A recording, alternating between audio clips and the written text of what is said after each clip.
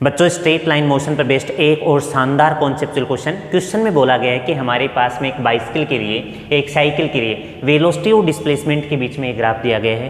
बच्चों पूछा क्या गया है, एक्सेलरेशन और डिस्प्लेसमेंट के बीच में सबसे ज़्यादा सटीक ग्राफ कौन सा बैठता है। तो सबसे पहले हम ये देखते हैं यार, यहाँ वेलोसिटी डिस्प्लेसमेंट है, यहाँ एक्सेलरेशन और डिस्प्लेसमेंट है।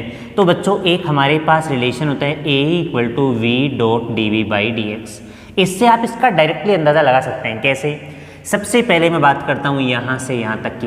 बच्चों इस पोर्शन के अंदर आप देख रहे हैं तो हमारे पास जो स्लोप आ रहा है वो बच्चों क्या आ रहा है, पॉजिटिव, क्योंकि ये थीटा की जो वैल्यू है वो 90 से कम है और थीटा की वैल्यू 90 से कम होती है तो स्लोप आपका क्या आता है, पॉजिटिव आता है। बहुत बढ़िया, इसका मतलब इसकी वैल्यू हमारे पास में क्या आ गई, पॉजिटिव आ गई।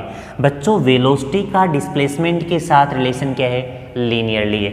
इसका मतलब जो एक्सेलरेशन है उसके साथ भी जो आपका डिस्प्लेसमेंट है वो रिलेशन क्या हो जाएगा, लीनियर हो जाएगा। अब देखो भाई, ये आपका ऑप्शन गलत हो गया, ये ऑप्शन भी बच्चों आपका गलत हो गया। ये ग्राफ अभी ठीक है और ये ग्राफ भी अभी आपका ठीक है। और आगे बढ़ते हैं, 200 से 400 के बीच में बच्चों आपके पास वेलोसिटी कांस्टेंट है।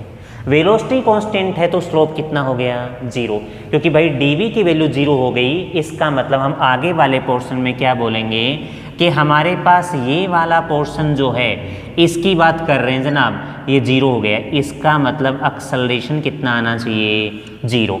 अब देखो बच्चों इसके अंदर एक्सेलरेशन दिया गया 10, ये गलत है भाई।